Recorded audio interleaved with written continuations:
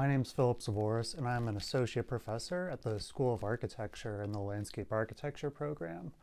Lately, a lot of my focus has been driven towards technology and more specifically parametric modeling and augmented reality as a better decision-making tool for design for both myself and for students in their workflow and process. And one of the values of incorporating some of these new devices and technology is that it gives this kind of hybrid situation where students can both be working with something very tangible and physical and have information or metadata start to kind of populate and inform their decision making.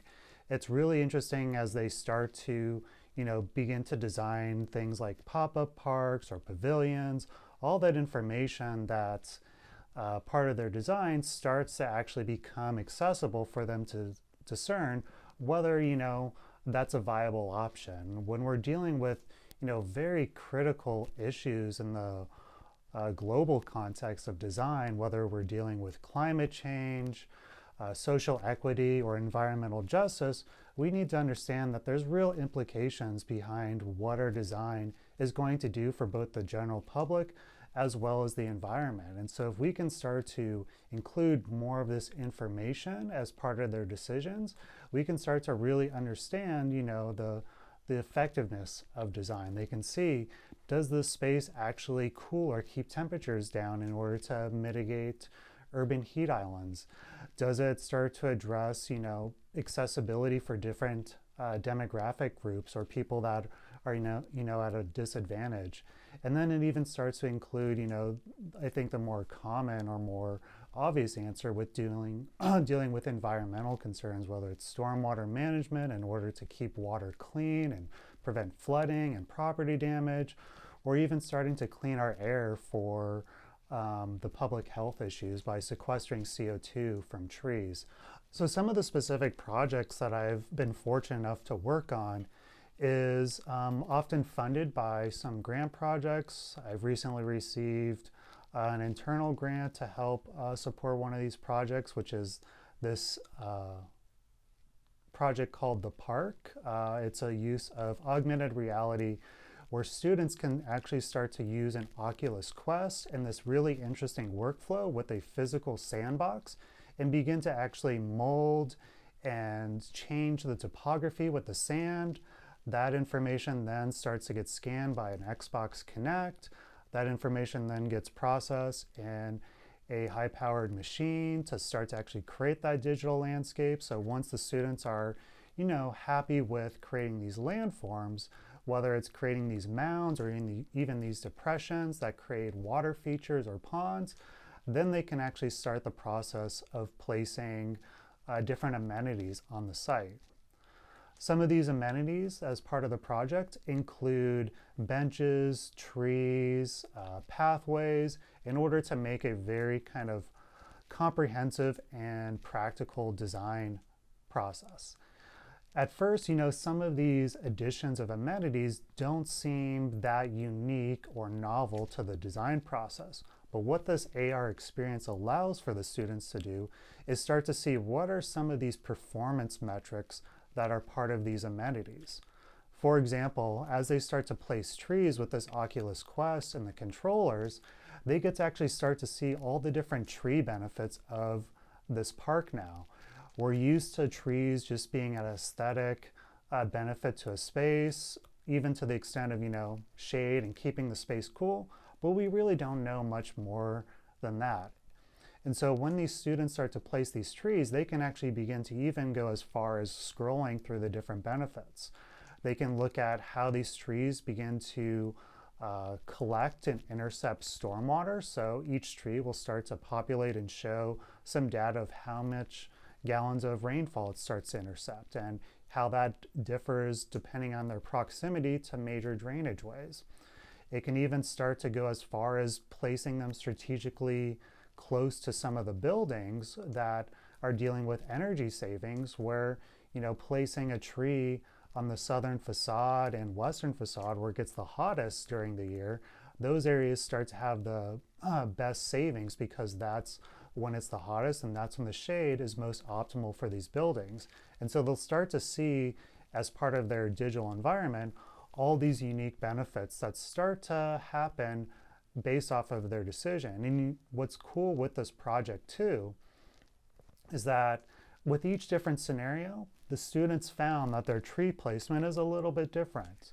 And that starts to kind of go through the process that, as we deal with different specific issues with design, you'll see that the design will have to respond to those needs. So it's not about creating some standardized boilerplate solution with these pop-up parks or other design investigations, but it really does need to be catered towards the needs of that site. And so now the students also understand the value of their decisions and dealing with very specific parameters and the consequences that follow that. These are some of the projects that have also, led to one of my most recent book publications with Routledge, where, this project with the AR Sandbox was a small component of this.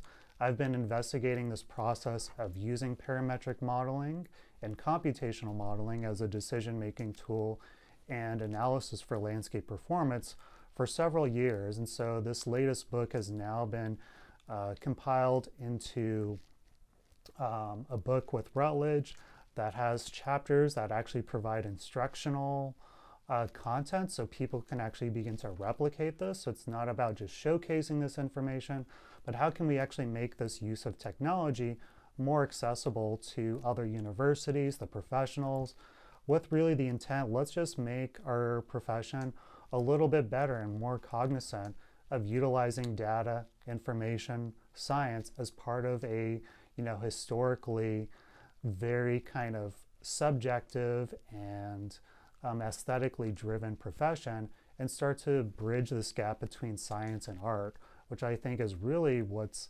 landscape architecture encompasses with both very effectively. So here you can see how the AR Sandbox is starting to work. We have our physical sand here where you can start to move. As soon as I start to, rearrange this landform, as soon as it stops scanning my hand, because it's kind of like this blanket that gets dropped over, we can kind of start to see some new landforms. And it's been designed and programmed in a way that as soon as you start to, dig to a certain depth, that starts to get kind of understood as some form of water feature. So the intention is that, these parks can be very functional. You can start to see now how drainage lines start to go towards these ponds. And like I said, there's the aesthetic and the form of actually creating these landforms that can be very creative. But then you also start to have the data that's going along with it. So right now it's set to show how it's managing stormwater.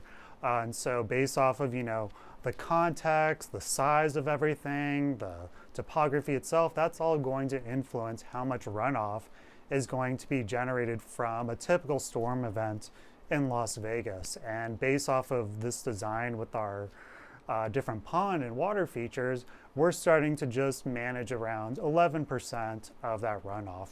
Once you start to even put on the Oculus Quest and start to place trees, that starts to even have more significant impact. And I think what's interesting about this is, you would think adding these kind of water ponds and water features that, it'd have a more significant impact on the runoff. And in this case, like I said, 11, 12%, pretty small, which maybe speaks more about the issue at hand, right? So instead of just, relying on parks to solve the issue, there's other things that also need to go into this process of mitigating these issues, right? We need to just generally be using less impervious surfaces. We need to be cognizant of what our buildings are doing. Are they contributing to runoff, or are they also trying to absorb it just like trees? So a lot of these scenarios kind of point that, as much as we want the landscape and these parks to mitigate a lot of these issues, it has to be done in a more balanced effort of, mitigating it as well as reducing our contribution to it. So these are some of the lessons that the students learn through these processes that, with all these scenarios, they're very challenging to solve just through the design. And so they start to realize, oh yeah, like there's no way we can sequester all the amount of CO2 that these buildings, that the number of automobiles that these residents would most likely be driving. So therefore we have to think, do we need to drive every day, or can we start to reduce our carbon footprint in other ways so that again, trees and the landscape aren't the sole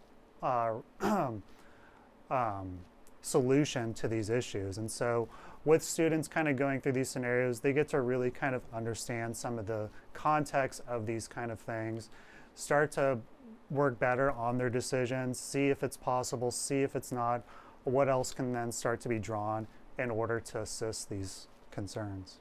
Nice. Okay, so I'm just gonna zoom in just a little bit, if I can get you to play with the sand. Yeah. So I'm just a little further away.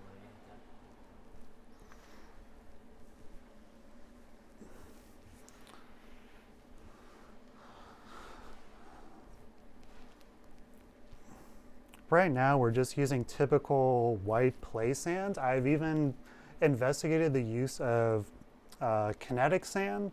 The issue with that is even though you can create some more, I think, interesting landforms, it becomes very solid and hard after it settles for a little bit. So in terms of just the practicality of quickly developing different things, it really wasn't conducive. So we found that I think just this white play sand works really well. And you know, if we wanted to get some more kind of interesting forms out of it, some suggestions are using kind of a water bottle to harden the sand a little bit, to give it a little bit of moisture to create some interesting things.